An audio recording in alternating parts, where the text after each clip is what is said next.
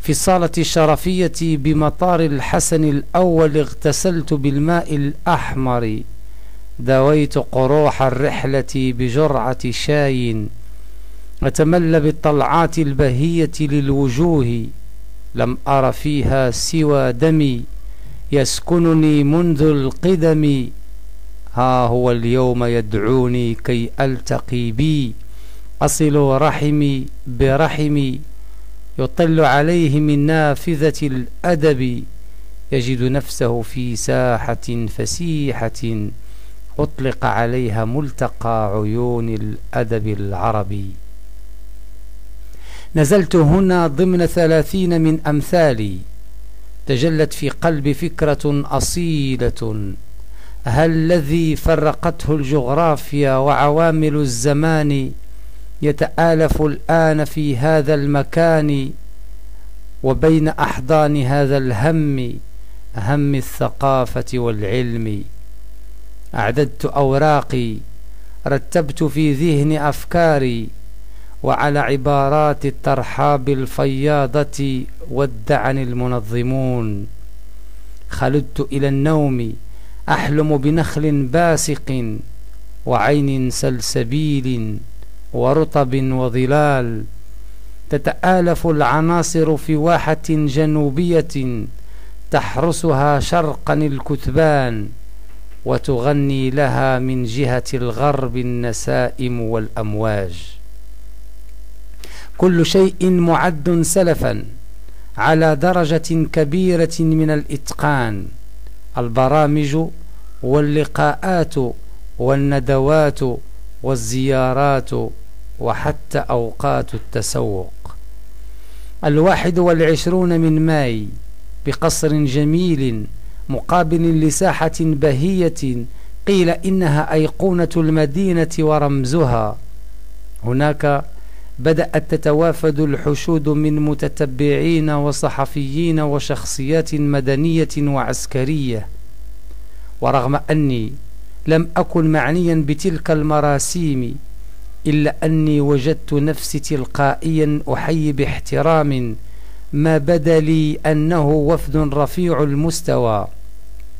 سألت فيما بعد رئيس جمعية النجاح للتنمية الاجتماعية السيد أخونا ماء العينين، فقال إنه السيد والي جهة العيون بجدور الساقية الحمراء رفقة السيد رئيس بلدية العيون. وفيما كان داخل القصر يعج بحضور غفير ينتظر نقطة البداية، كان الوفد يتلقى شروحات من رئيس الجمعية المنظمة للملتقى حول الكتب التي أصدرتها الجمعية، منها كتب نقدية ودواوين شعرية.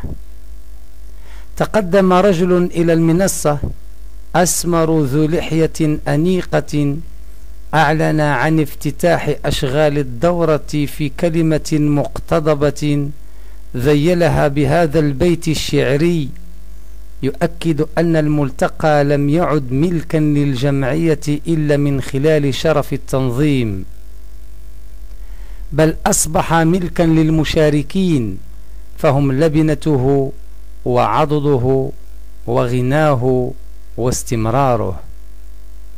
الملتقى خيمة من غيركم عمد، صرتم لها عضدا يا حبذا العضد. بحلق الطفولة الجميلة أبدعت طفلة في تلاوة آيات بينات من الذكر الحكيم، سفرت حنجرتها بين المقامات، فلامست براءة الصوت وجمال القول الرباني قلوب الحاضرين، هللوا من طرب وكبروا من خشوع. كلمة السيد ماء العينين خونا رئيس جمعية النجاح للتنمية الاجتماعية ذكر فيها بمسار الملتقى وكيف بلغ دورته السابعة. ذكر أيضا بالأعلام الذين تم الاحتفاء بهم خلال الدورات السابقة. وقف مليا عند شخصية الشيخ سيدي أحمد بوغنبور الذي سميت به الدورة، تحدث عن مناقبه وما خلفه من آثار علمية وفقهية وأدبية. تكلم أيضا عن مقامه الديني كقطب رباني متفرد بين مشايخ عصره. ختم السيد رئيس الجمعية بإشادة شملت كل الداعمين للملتقى منذ تأسيسه قبل 6 سنوات من وزارة الداخلية ووزارة الثقافة وولاية جهة العيون بجدور الساقية الحمراء، مثمنا الوعد الذي قدمه السيد الوالي خلال النسخة الماضية بمساندة ودعم المشروع. أشاد السيد رئيس الجمعية كذلك بوكالة الجنوب وشركة فوسبوكراع ووكالة المغرب العربي للأنباء والشركة الوطنية للإذاعة والتلفزيون. وذيل فقرة الختام بشكر كبير لكل الداعمين ماديا ومعنويا، من بينهم السيدان الوزيران السابقان سعد الدين العثماني والحبيب الشوباني، والسيد رئيس المجلس البلدي لمدينة العيون، معتبرا حضورهم دعما معنويا للملتقى. تسلم الكلمة واحد من حفدة الشيخ المحتفى به سيدي أحمد بوغنبور، أثنى على جمعية النجاح للتنمية الاجتماعية وعلى مبادرتها في استحضار ذاكرة الشيخ، معتبرا ذلك عملا إنسانيا جليلا تقوم به جمعية النجاح، ومبادرة فريدة في أقاليم الجنوب المغربي خاصة مدينة العيون. باسم المشاركين استفاض الدكتور إسماعيل هموني في ذكر النجاح الذي يشهده ملتقى عيون الأدب العربي سنة بعد سنة، معتبرا أن الملتقى أعاد الاعتبار للمشهد الثقافي بمدينة العيون ولأقاليم الجنوب بشكل عام، وأنه أصل لفعل ثقافي تخطى حدود الجهوي والوطني إلى المغاربي والعربي، مؤكدا في السياق ذاته على أهمية الدورة من خلال موضوعها أدب الواحة تراث ثقافي لا مادي، منوها في الوقت نفسه بفكرة اختيار الشيخ سيدي أحمد بوغنبور علما للدورة، مشيدا في آخر كلمته بالتقدم الكبير الذي يتبع الملتقى دورة بعد دورة، سواء في جانبه التنظيمي أو في مستواه العلمي والأدبي. وكانت للسيد المدير الجهوي للثقافة كلمة بالمناسبة أبدى من خلالها ثقته في المسار الذي سلكته جمعية النجاح للتنمية الاجتماعية من خلال ملتقى عيون الأدب العربي، وكيف حول هذا الملتقى مدينة العيون قبلة للباحثين والنقاد والشعراء من مختلف أقطار الوطن العربي، متوقعا في الوقت ذاته أن تكون الدورات المقبلة أكثر إشعاعا وأرقى مستوى. انتهت الكلمات وبدأ التغريد. حمل الشعراء الحاضرين على سهوات الحروف وأجنحة الفراشات إلى عوالم كونية وصوفية وإنسانية. تناوبت الإيقاعات تناوب العصافير الغريدة على فروع الأيك، رفرفت الكلمات فراشات على الرحيق، تنسمت سيمفونية أسكرت القاعة بلذة الحرف الموشى بإكليل الخيال. الصعود إلى التفاح، واحة تغمرت نموذجا للدكتور إسماعيل هموني، تجليات أدب الواحة في أدب كتابها من خلال نماذج لأدباء من جهة قابس للأستاذ منير الرقي. الواحة كفضاء روحي في الآداب الغربية، أنثروبولوجية رمزية للدكتور مولاي أحمد القمون. سؤال الخصوصية والتنوع في الثقافة الشعرية في الواحات الصحراوية للدكتور محمد أزلماط.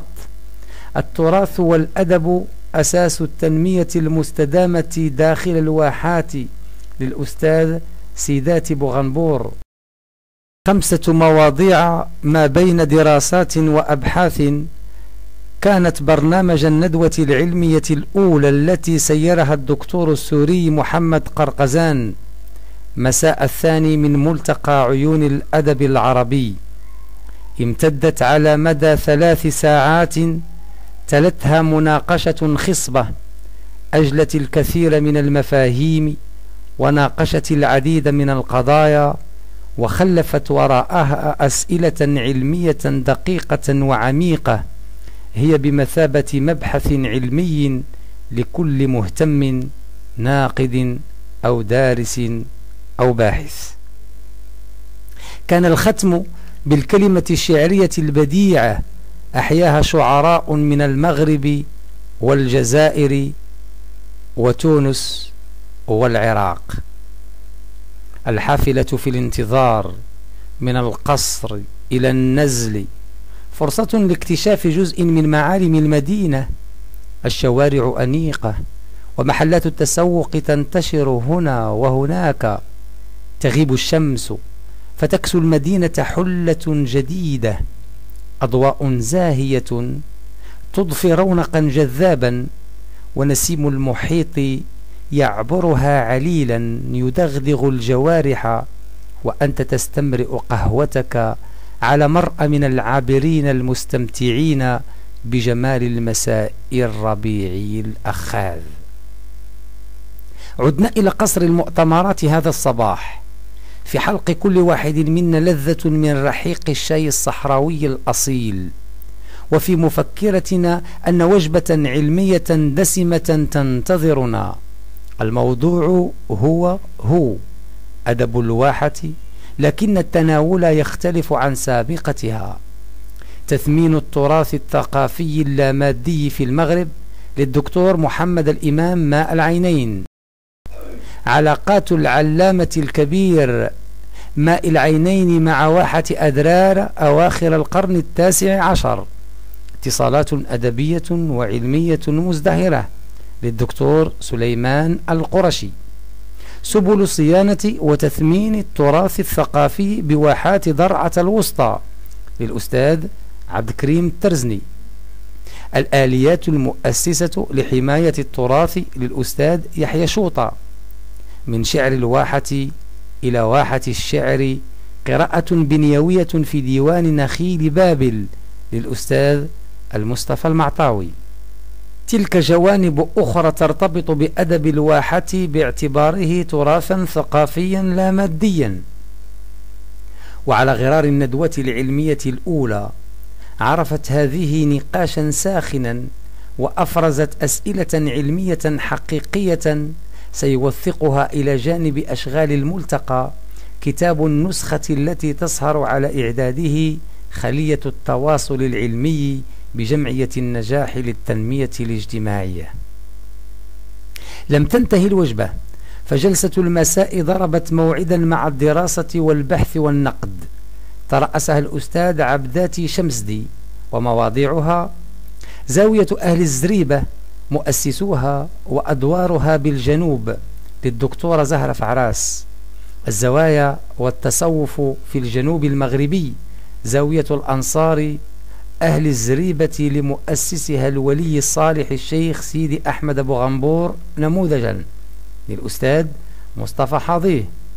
جوانب من حياة الشيخ سيدي أحمد بوغنبور للأستاذ عبد المولى بابي.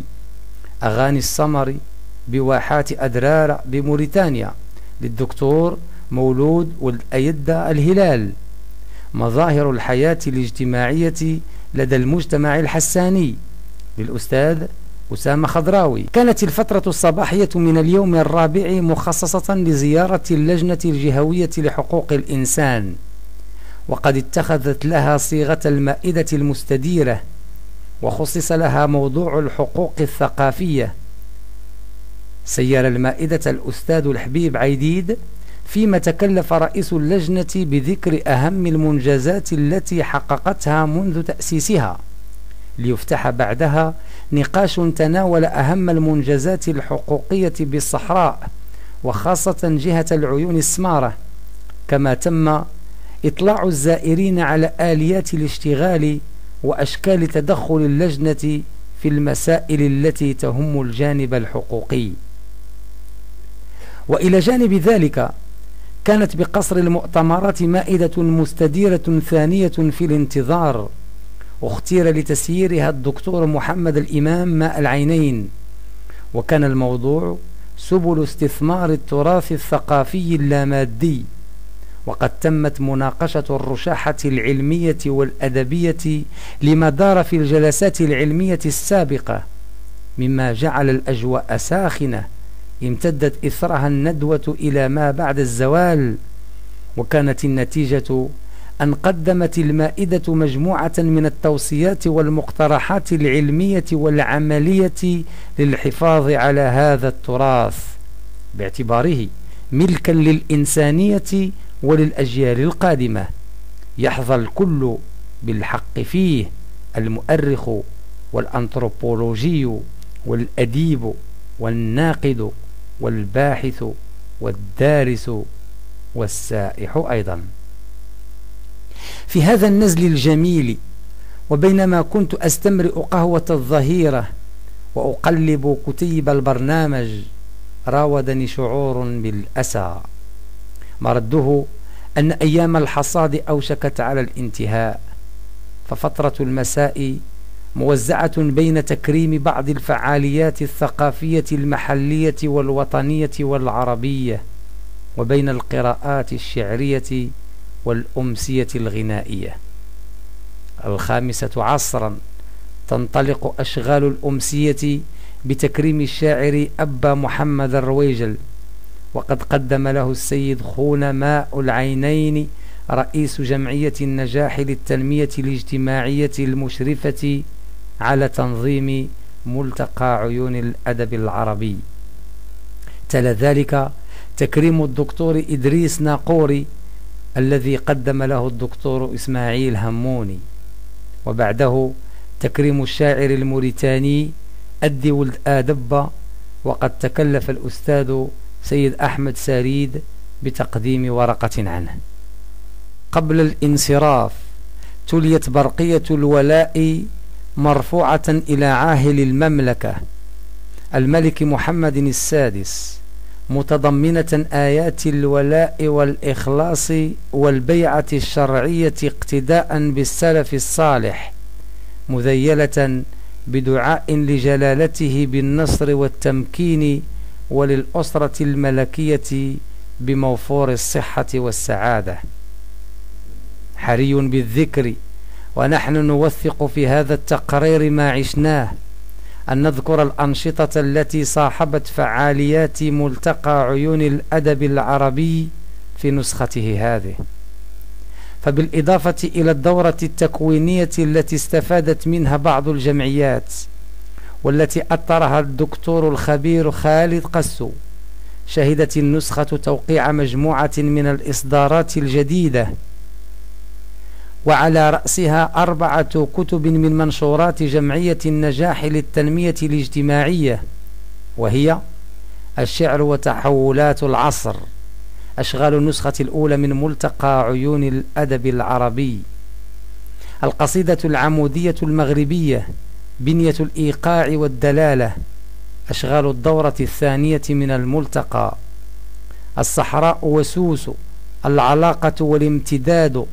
أشغال الدورة 5 من الملتقى، ديوان حفيف الصنوبر للأستاذ المصطفى المعطاوي، إضافة إلى منشورات الجمعية تلك.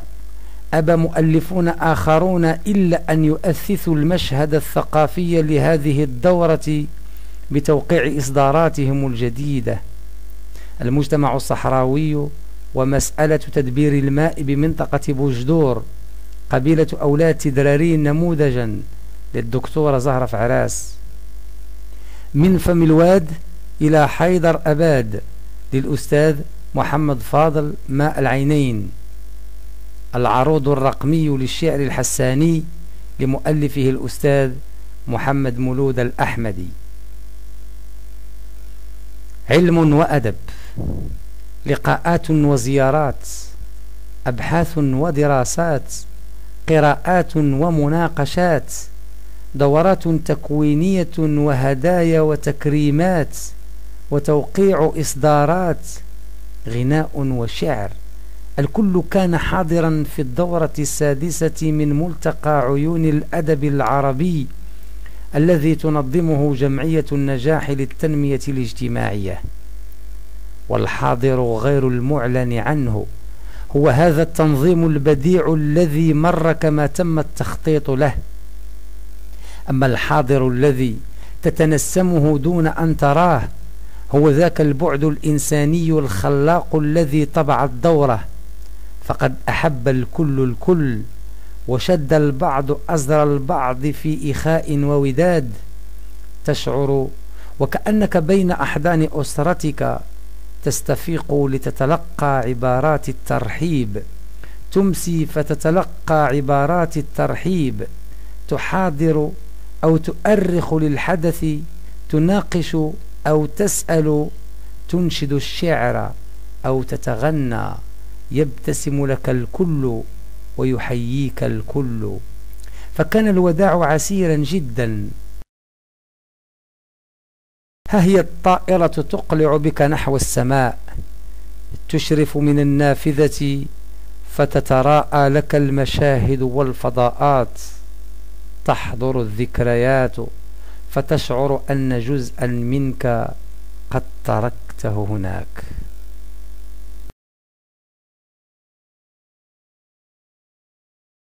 رأينا عملا رائعا جدا، نرجو لها مواصلة النجاح، ونرجو للعيون مزيدا من التطور ومزيدا من السداد في إطار هذه النهضة الفكرية الكبيرة. الملتقى من كل النواحي أعجبني. أولا في تخصص في الموضوع، الإقامة، الندوات على كثرتها، لكنها كانت متخصصة في طرح موضوع معين. الأمسيات الشعرية، خصوصا الأمسية الأولى والأمسية التي ستقام اليوم، وهذا يدل على شيء، أنه هذه الجمعية تعمل ببرنامج واضح وبخبرة كبيرة، متمنيا أن تكون النسخ القادمة أفضل وأفضل. سعيد جدا بوجودي ضمن أشقائي وأحبابي في المغرب الشقيق. أشكر جمعية النجاح على هذه الدعوة المتميزة في ملتقى متميز جدا احتضنه قصر المؤتمرات.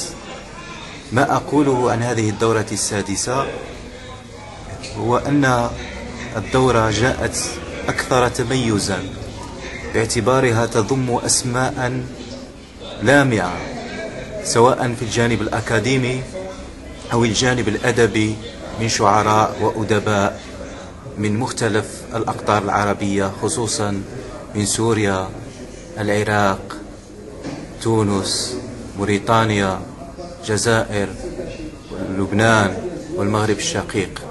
وبالتالي فإن هذه الجمعية الناشطة هنا بجمعها هذه النخبة تعطينا حقيقة فرصة حقيقية لإيجاد هذا التواصل الفكري والأدبي الناجح والمتميز. أولا أنا نشكركم على هذا الملتقى وعلى الحفاوة اللي لقيناها عندكم وعلى الكرم المتميز اللي لم نجده في مكان آخر، لم نجد له مثيلا. ويعني الملتقى عموما يعني كان ناجحا تنظيما ومحتوى، وكنشكركم على حرصكم خاصة على الالتزام بفقرات الملتقى وتوقيته وكل شيء. ويعني مدينة العيون احتضنتنا لمدة 3 أو 4 أيام، كنا فيها أهل الدار، ما كناش ضيوف عندكم، احنا كنا أهل الدار، كنا من معاكم إخوتكم. ويعني المهرجان في الحقيقة يعني هو علامة، هذه الدورة السادسة يعني بلغ مرحلة النضج، وأعتقد أن الدورات القادمة ستكون أحسن الملتقى كانت فرصة جميلة للتعرف على هذه المدينة الجميلة والتعرف على هذه الوجوه الجميلة كذلك. ومن الناحية العلمية كان هام جدا لأنه سامحنا عن نكتشفوا مبحث الواحة بكل ما يدور حوله من إشكاليات شعرية وأدبية وتراثية وكل ما يحمل يمكن أن يكون مشغل للأساتذة والباحثين مستقبلا. بالنسبة لي الدورة ناجحة جدا بكل معاييرها، وهذا ما يمكن أن أقوله باختصار شديد.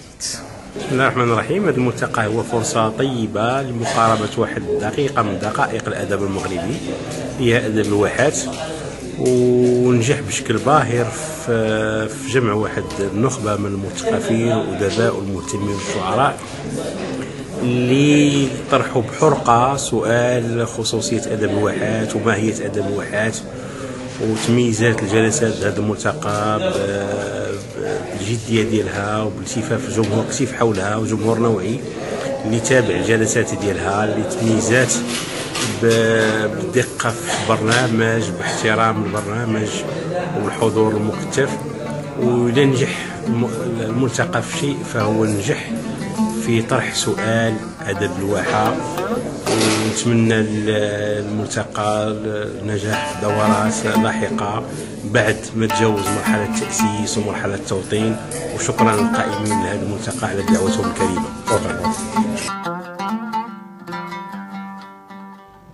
ثقافيا افتتحت اليوم بالعيون فعاليات ملتقى عيون الأدب العربي في دورته السادسة. دورة سيد أحمد بوغنبور فعاليات الافتتاح حضرها ولجاة العيون بجدور الساقية الحمراء رفقة وفد رسمي، وحضرها عن التلفزة محمد مصطفى خيا وعبد الله المحمودي. اتخذت النسخة السادسة من ملتقى عيون الأدب العربي لجمعية نجاح للتنمية الاجتماعية بالعيون موضوع أدب الواحة تراث ثقافي لا مادي. هي مناسبة ذكرت خلالها الجهة المنظمة بالأهداف المتوخاة من هذه التظاهرة كملتقى أدبي يعالج موضوع الثقافة والتراث بالصحراء.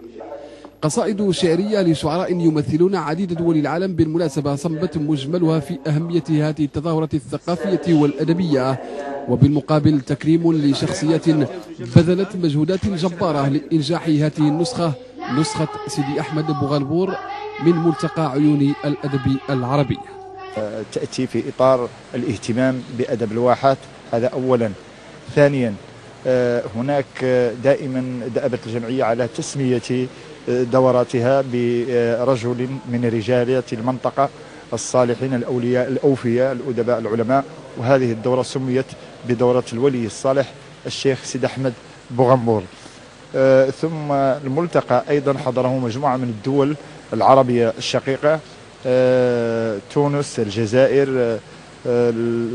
الجزائر، موريتان، وسوريا، العراق، لبنان، بالإضافة إلى مختلف جهات المملكة المغربية. ملتقى يبين غنى منطقة الساقية الحمراء والذهب أدبيا، فكريا، علميا، دينيا، روحيا، وقد ألف هذا الملتقى أن يكرم في كل سنة شيخا من كبار الشيوخ، شيوخ الصحراء.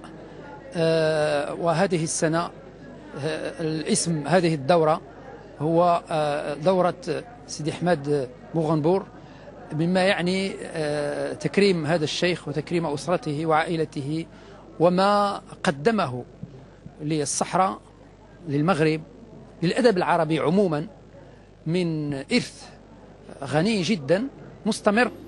وسميت هذه النسخة من ملتقى عيون الأدب العربي بنسخة الولي الصالح والقطب الرباني الواضح سيدي أحمد بوغنبور، تكريما لهذه الشخصية الكبيرة المعروفة طيلة فترة عيشها بالورع والإيمان والصلاح والكرم. وكانت مناسبة هذا الملتقى فرصة سانحة لحفلة هذا الولي الصالح لإبراز مميزاته وطبائعه المتعددة.